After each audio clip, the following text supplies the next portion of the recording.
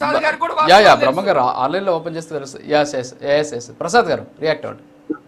నేను కూడా chart account అండి సార్, నేనేం వెరిఫై చేయకరా, నాకు తెలుసు ఆ విషయాలు. నేను ఒక విషయం చెప్పగలను. ఇప్పుడు 2 ఎకరాల ఆసామిగా రాజకీయ ప్రస్థానం మొదలెట్టిన చంద్రబాబు గారు ఇవాళ భారతదేశంలోనే అత్యధిక ధనవంతుల ముఖ్యమంత్రుల్లో నెంబర్ 1 స్థానంలో ఉన్నాడు ఆయన. ఇప్పుడు ఒక ఎన్హాన్స్మెంట్ అన్నది, ఇప్పుడు జగన్మోహన్ రెడ్డి గారు అమ్మాయిల గురించి చెప్పినట్టు చిన్న పిల్లడు ఆయన సంస్థల్లో ఆస్తులు ఎలా చంద్రబాబు నాయుడు గారు ప్రపంచంలో ఉన్నటువంటి ఉన్నతమైనటువంటి వ్యక్తుల్లో చంద్రబాబు నాయుడు గారు అధికార పరంగా ఇంటెలిజెన్స్ పరంగా చంద్రబాబు నాయుడు గారు ఆస్తులు ప్రతి సంవత్సరం కూడా ఐటీ రిటర్న్స్ బహిరంగంగా చంద్రబాబు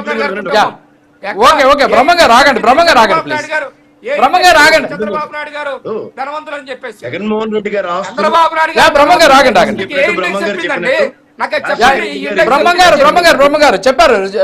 రీసెంట్ గా ఏడీఆర్ రిపోర్ట్ వచ్చింది. ఏడీఆర్ రిపోర్ట్ లో బ్రహ్మ గారు ఏడీఆర్ వచ్చింది ఒకటి. ఏడీఆర్ రిపోర్ట్ లో ఆంధ్రప్రదేశ్ దేశవ్యాప్తంగా ఒక్క నిమిషం ఏడీఆర్ రిపోర్ట్ కి సంబంధించి పంపిస్తాను నేను కూడా అది చదువుతాను. ఒక నిమిషం. ఏడీఆర్ రిపోర్ట్లో స్పష్టంగా చెప్పారు, ఎమ్మెల్యేలకు సంబంధించినటువంటి లిస్ట్ ఇచ్చారు. అందులో చంద్రబాబు నాయుడు గారు ఎమ్మెల్యేల్లో ధనవంతులు 6వ ప్లేస్లో ఉన్నారు బహుశా ఆయన దేశవ్యాప్తంగా. నేను అది మీకు పంపిస్తాను, ఒకసారి నేను సెర్చ్ చేసి పంపిస్తాను. ఒకసారి కేఎస్ ప్రసాద్ గారు రియాక్టెడ్ ప్లీజ్.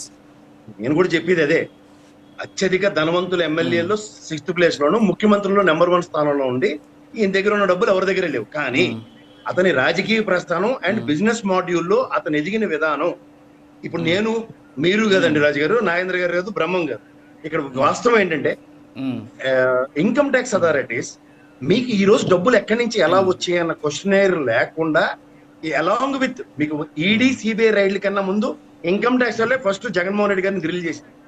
మీకు డెవలప్మెంట్స్ ఎట్లా ఉంటాయంటే ప్రజలకు అర్థమయ్యే భాషలో చెప్పాలంటే, ఇప్పుడు ఒక కంపెనీ నేను ఫ్లోట్ చేద్దాం అనుకుంటాను, నా దగ్గర నిజంగా డబ్బులు ఉండవు, కానీ ఒకడు నాకు కొలేటరల్ సెక్యూరిటీ కింద ఒక ల్యాండ్ ఇస్తాడు.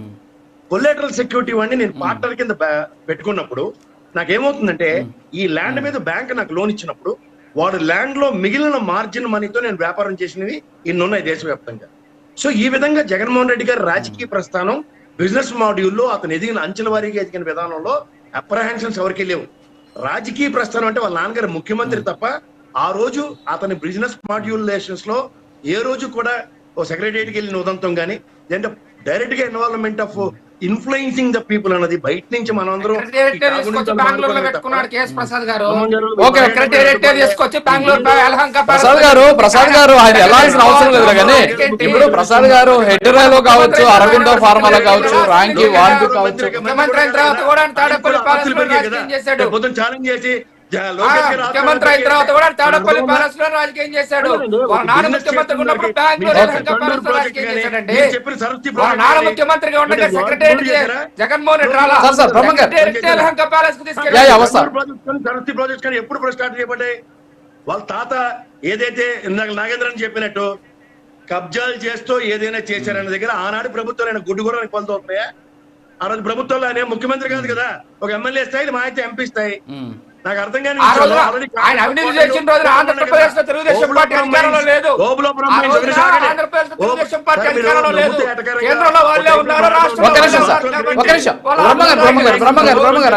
ఆ రోజున కాంగ్రెస్ అధికారంలో ఉంది, రాష్ట్రంలో కాంగ్రెస్ అధికారంలో ఉంది. పయ్యావుల కేశవ్ గారు ఒక కమిటీ వెళ్ళారు, జ్ఞాపకం మీకు? మనం ప్రభుత్వం చేసినప్పుడు లాసెస్ వచ్చాయి.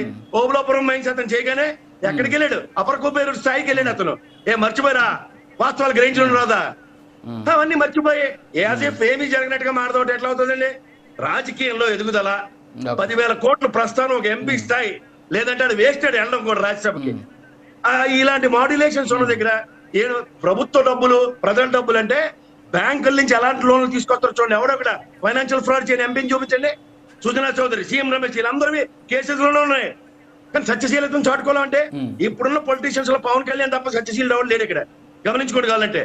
ఎందుకంటే పొలిటికల్ అరంగేట్రంలో అతనికి రాజకీయ ప్రస్థానంలో అతను డబ్బులు అతను సినిమా పరంగా సంపాదించుకున్నాడు, వచ్చాడు, రాజకీయాలు చేస్తున్నాడు. Over period of time developments ఎట్లా ఉంటాయి? మీరు మీ చేతిలో నా చేతిలో ఉండవు. ఇవాళ రాజకీయ ప్రస్థానంలో ఎదుగుదల అన్నది ప్లాట్ఫామ్స్ క్రియేట్ చేసుకుంటున్నప్పుడు రాజకీయ వెసులుబాట్లు ఎలా కల్పించబడతాయంటే బిజినెస్ ఆపర్చునిటీస్ అంటారు. ఇప్పుడు ఒక ఇన్ఫ్లుయెన్స్డ్ పర్సన్, ఒక ముఖ్యమంత్రి ఉన్నప్పుడు, ఒక సంస్థకి దానికి అలైన్మెంట్ అన్నప్పుడు 10 మంది ఇన్వెస్టర్స్ ప్రోయాక్టివ్ తో వస్తారు. ఎందుకు వస్తున్నారంటే ఇప్పుడు వాళ్ళకి ప్రాఫిట్స్ రావట్లేదా? వాళ్ళకి ప్రాఫిట్ మాడ్యులేషన్స్ లో జగన్మోహన్ రెడ్డి గారి ఆస్తులలో ఇన్వెస్టర్స్ చేసిన వాళ్ళందరికీ జగన్మోహన్ రెడ్డి గారికి మాత్రమే పెరుగుతూ వాళ్ళ షేర్ పెరగట్లేదా? మనం ఆర్గ్యుమెంట్స్ ఒక లాజికల్ ఆర్గ్యుమెంట్స్ ఇవ్వండి. ఇవాళ గౌరవ సిబిఐ కానీ ఈడీ కానీ ఈ కేసెస్ పరంగా క్విడ్ ప్రోకో జరిగిందని అభియోగాలు, ఇవన్నీ అభియోగాలను మీరు కన్ఫర్మ్ చేసుకుని 1,00,000 కోట్లు ఎత్తేసారట. మరి జేడీ లక్ష్మణ్ బయటకు వచ్చి 1,450 కోట్లను ఎందుకు చెప్పాల్సి వచ్చింది? సీజ్ చేసిన 1,00,000 కోట్లను అథెంటికేషన్ ఎందుకు ఇవ్వలేదైనా? ఇవన్నీ మర్చిపోయి అవకాశం అనుగుణంగా ఉంది కాబట్టి బ్రహ్మాండ మాడొచ్చని మారుకుంటూ వెళ్తే చండూరు, సరస్వతి ప్రాజెక్ట్స్ ఇవన్నీ ఇందాక బ్రహ్మం చెప్పినవన్నీ ఇంటర్నల్ ట్రాన్సాక్షన్ చరిత్రతే. ఒక కంపెనీలో ఒక 7 కంపెనీలో ఒక డైరెక్టర్ అదే అడిగింది ఈడీ, ఎందుకు వచ్చినాయి, ఎందుకు ఇచ్చారని. మీరేం బావలు కాదు, బామర్దులు కాదు, ఈ కంపెనీలోకి ఎందుకు వాటాలు ఇచ్చారని చెప్పేసి అడిగింది. దానికి సమాధానం చెప్పలేక 11 సంవత్సరాల నుంచి కేసులు డిలే చేసుకుంటూ వస్తున్నారు ప్రసాద్ గారు. బ్రహ్మనేను మిత్రుడు అదేంటండి ఆయన తెలుగుదేశం, నువ్వు నాకు వైఎస్ఆర్సీపీ ముద్రేసావు కాబట్టి నీ కంపెనీ ఇన్వెస్ట్ చేయకూడదు ఏమైనా ఉందా? ఇవాళ స్టాక్ మార్కెట్ ఓపెన్ చేసి నాకు నచ్చిన కంపెనీ ఇన్వెస్ట్ చేస్తా, ఆ ఆప్షన్ లేదని చెప్పి సెబీ అని చెప్పమనండి. మనం ఏం మాడుతున్నాం ఇక్కడ కూర్చొని? నీకు ఒక అభియోగం పడిపోయింది కాబట్టి ఒకటి నువ్వు దొంగ చూడండి, వెనకాల పంతులు పంతులేమో శంకలవారికి మేకపైనలు ఇస్తే పట్టుకుని వెళ్తుంటే అది కుక్క అనగానే దించిన తర్వాత కార్యక్రమంలాగా ఉంది. మీరు first of all preconceived minds తోను ప్రీకన్సీవ్డ్ నోషన్స్ తోను ఒక కాన్సెప్ట్ ని డ్రైవ్ చేద్దాం, డ్రైవ్ చేయండి. ఎండ్ ఆఫ్ ది డే గౌరవ న్యాయస్థానాలు ఇచ్చిన వెసులుబాట్లు మీకు అక్కర్లేనప్పుడు, మీకు అనుగుణంగా ఉన్నప్పుడు 5 సంవత్సరాలు ముఖ్యమంత్రిగా మీ టెన్యూర్ లో why you have not open the file? ఏం చేయలేపారు ఎందుకు?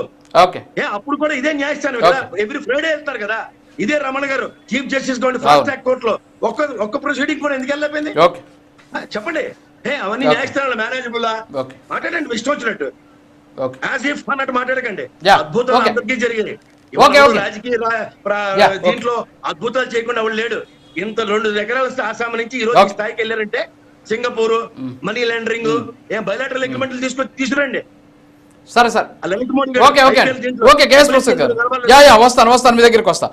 ఒక్క నిమిషం వస్తాను. నాగేంద్ర గారు, ఇప్పుడు కేఎస్ ప్రసాద్ గారు ఒక మంచి మాట చెప్పారు. ఏంటి అంటే, నాకు నచ్చినటువంటి కంపెనీలో షేర్ మార్కెట్ ఓపెన్ చేసుకొని నేను అందులో పెట్టుబడులు పెడతానన్నారు.